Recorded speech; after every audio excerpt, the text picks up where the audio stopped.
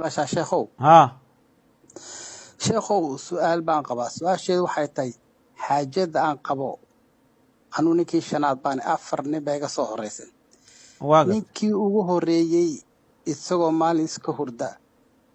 ayay dhuunta midi kaga qabatay ay واقف tiri fur amba dalqadaysiin واقف marka ninkii uu ash wuxuu yiri okay waan ku furay واقف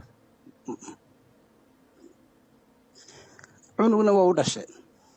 واقف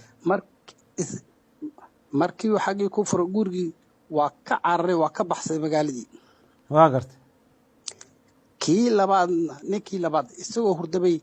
dhuunta midi kaga qabatay واقف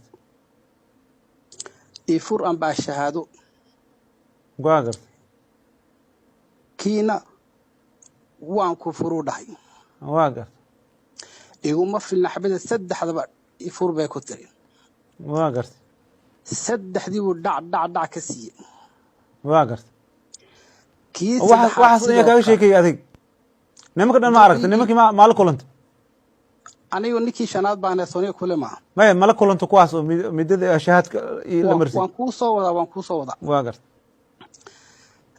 kii ugu hore cunug buu dhashay kii labaad cunug buu dhashay kii saddexaadna sidoo kale isagoo hurday dhuunta midi kaga qabatay واقف ay ku tiri ifur amba shahaado واقف waan ku furu dhahay واقف iguma filne saddexdaba si واقف saddexdii buu dhac ka siiyay واقف kii afraad sidoo kale su'aashaydu waxay tahay